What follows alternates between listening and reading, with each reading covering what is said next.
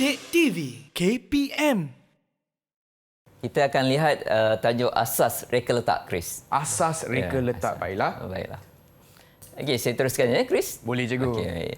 Reka letak merujuk kepada proses susun atur semua elemen yang membentuk satu rekaan dan mampu menyampaikan dengan jelas serta mempunyai nilai estetik. Okey, jadi sekiranya kita nak buat satu penerbitan meja, jadi inilah yang paling penting iaitu reka letak. Okey, untuk menentukan di mana kita letaknya ilustrasi, kedudukan tajuk, subtajuk, okey, konten dan sebagainya lah. Okey. Okey, baiklah, kita lihat kepentingan reka letak. Okey, menyampaikan mesej dengan jelas dan mempunyai nilai estetik. Okey, kemudian membantu reka letak grafik menjadi harmoni atau selaras. Dan kemudian membuat penyatuan elemen pada karya grafik bagi menyampaikan maklumat secara tepat, membantu pembaca untuk memahami isi kandungan grafik dan fokus pada isi utama. Okey, kalau kita lihat penerbitan meja memang mengaplikasikan reka letak yang baik. Barulah menjadi tumpuan kepada audiens dan juga sampai objektifnya kepada para pembaca, okey, yang mendapat poster ataupun penerbitan meja tersebutlah. Cikgu, saya ada soalan, cikgu. Boleh tanya tak? Silakan, Chris. Apakah maksud selaras, cikgu? Selaras maksudnya dia seimbang, okey, ada ruang putih, kemudian ada tajuk, kedudukan tajuk yang sesuai. Itu maksudnya selaras. Okey, faham, cikgu. Okey, baik. Okey, seterusnya kita lihat apakah elemen asas reka letak. Terdapat 3 elemen asas reka letak iaitu tajuk, okey, visual dan kandungan teks. 3 perkara ini sangat memainkan peranan penting dalam sebuah penerbitan lah. Okey, di bawah tajuk pula ada masthead, ada tajuk utama dan juga ada subhead. Okey, bawah visual pula grid, ilustrasi, ruang putih. Dan di bahagian kandungan pula ada body text, ada caption dan ada quotation. Cikgu ada contoh tak di sini? Ya, kita lihat contoh di sebelah itu. Okey, dunia haiwan. Okey, hidupan liar Malaysia diambang kepupusan, nasib Pak Belang, kepupusan hidupan liar. Kita lihat Okey, kita tanya murid-murid kita. Okey. Dunia haiwan. Okey, nampak tak ada lengkungan biru tu, ada kotak biru tu, dunia haiwan. Apakah kategori elemen reka letak? Okey, silakan Najwa.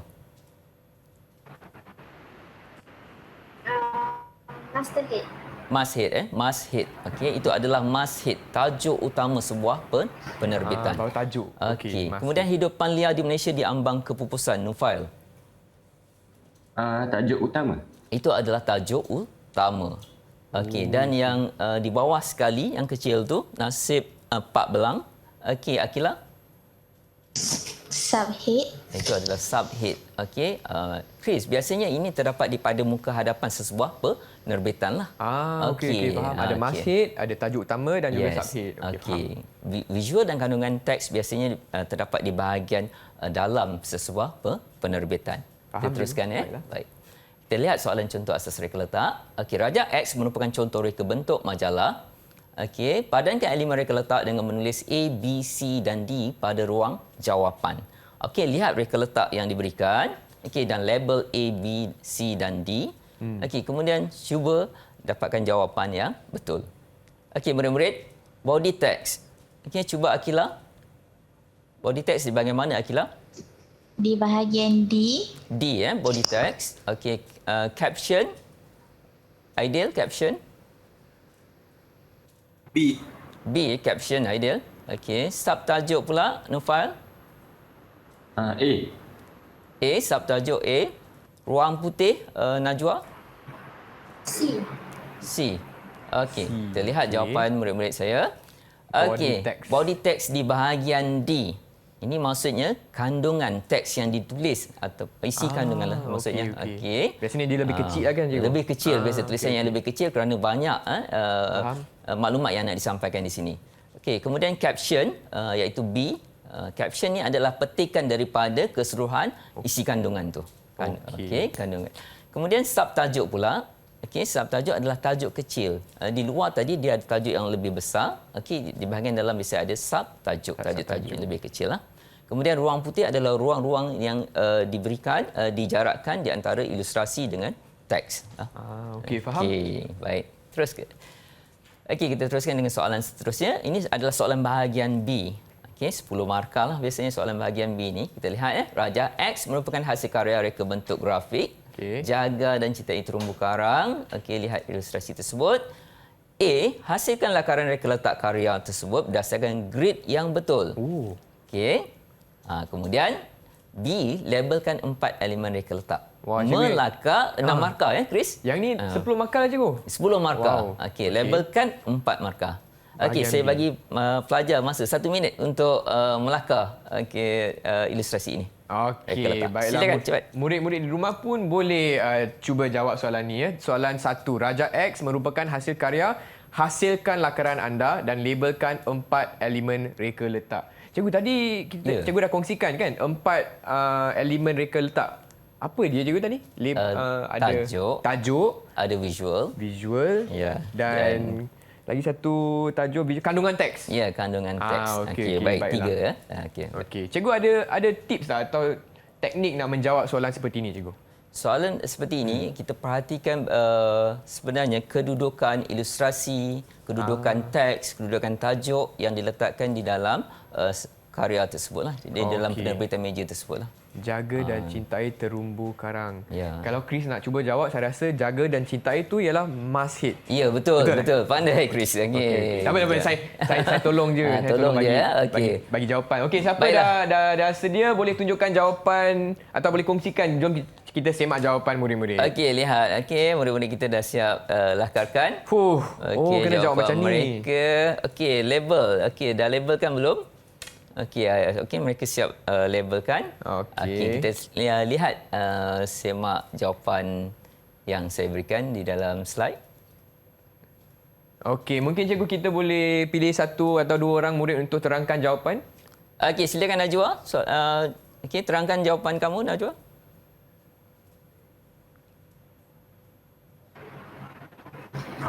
Jaga dan cintai terumbu karang itu ialah masjid. Masih. Okey, tunjukkan sekali lakaran kamu Najwa. Okey, baik. Kemudian di bahagian bawah.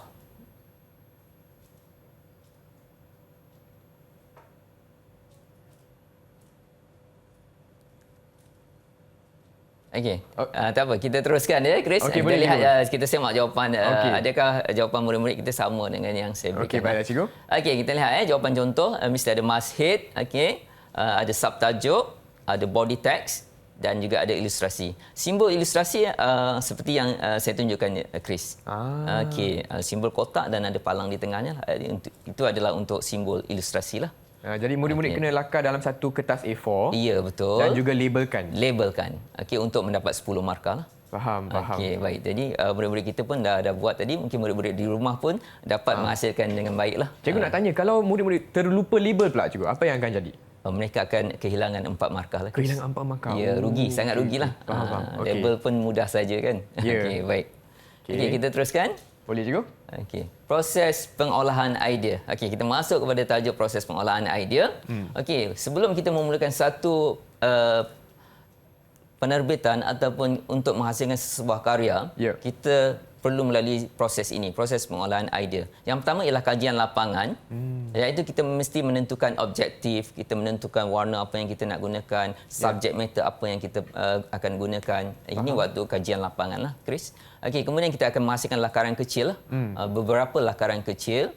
Kemudian daripada lakaran kecil ini, kita akan memilih satu lakaran kecil yang terbaik. Kita akan menghasilkan lakaran kasar.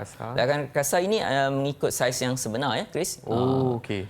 Kemudian kita lakukan lakaran komprehensif yang terakhir, iaitu lakaran menyerupai hasil yang sebenar yang kita kendaki dengan memasukkan elemen warna dan sebagainya lah. Yang lengkap lah. Lakaran komprehensif ni adalah lakaran lengkap lah. Okey, baiklah. Kita lihat contoh soalan. Okey, Raja A, B dan C menunjukkan beberapa lakaran yang telah dihasilkan semasa proses menghasilkan risalah promosi. Berdasarkan raja di bawah, namakan jenis lakaran yang betul pada ruang jawapan. 3 markah. Okey, Raja A. Silakan. Aidil, jawab. Raja A. Lakaran kasar. Lakaran kasar. Okey, baik. Seterusnya, Raja B. Okey, Akila. Silakan, Akila. Lakaran komprehensif. Lakaran komprehensif. Dan Raja C. Najwa. Silakan Najwa.